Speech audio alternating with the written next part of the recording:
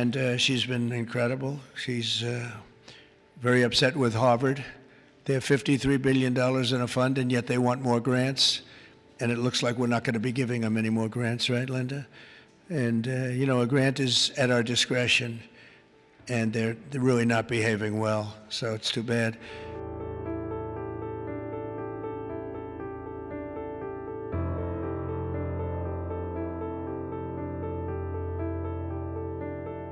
The Trump administration has intensified its pressure campaign on Harvard University, announcing an additional $450 million cut in federal grants on top of the $2.2 billion already frozen as part of its ongoing ideological battle over the direction of U.S. higher education.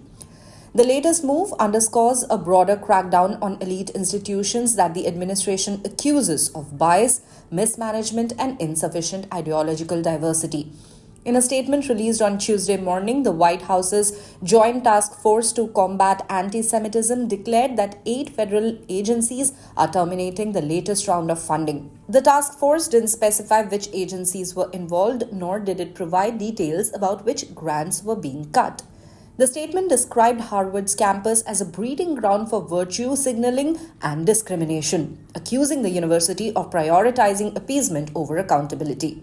With signatures from the Departments of Education and Health and Human Services, the task force wrote, "There is a dark problem on Harvard's campus. By prioritizing appeasement over accountability, institutional leaders have forfeited the school's claim to taxpayer support."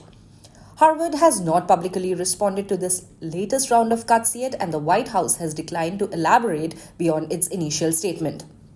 Harvard is not alone in facing scrutiny. Other prestigious universities, including Columbia University and Ohio State University, which is the alma mater of Vice President J.D. Vance, have also seen U.S. federal dollars pulled despite attempts to comply with some of the administration's demands.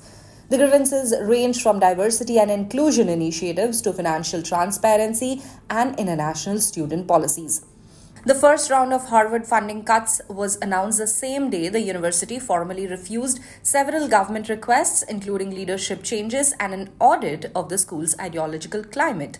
Days later, Harvard filed a federal lawsuit accusing the Trump administration of using funding as a lever to exert political control over its operations.